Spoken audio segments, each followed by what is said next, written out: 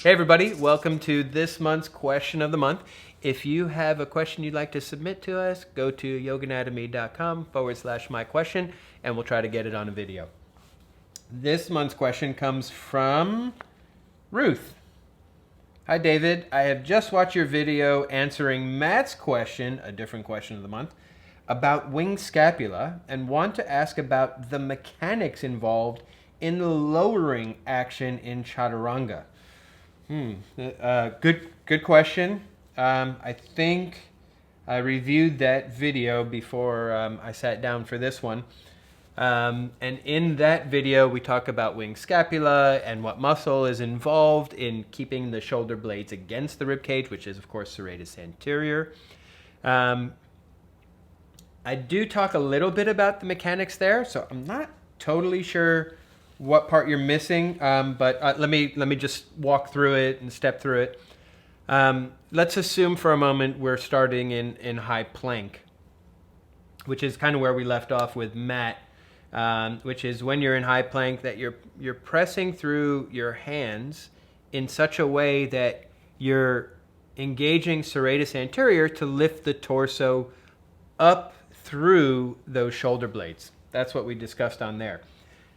It's the next part, the lowering down, I assume is what you're talking about. And these mechanics become difficult because you're going to have to do two things simultaneously. You're going to have to maintain enough contraction of serratus so that the shoulder blades don't wing again. And at the same time, you're going to have to transfer that strength or that intention into other smaller muscles like triceps and deltoids, just to cover the big obvious ones that most people are familiar with.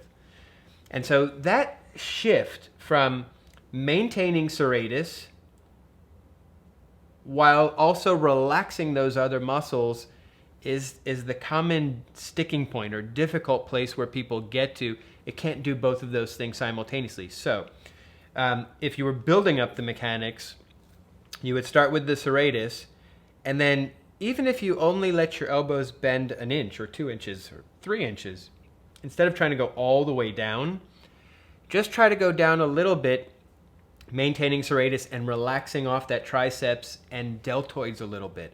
Start to build up the pattern in that way. Obviously, you know, on top of that, you've got other things going on, depending on where you're starting from, how much shoulder strength you have. But the important thing in any of the mechanics, in any of the postures and techniques, is that you build up the pattern slowly and over time.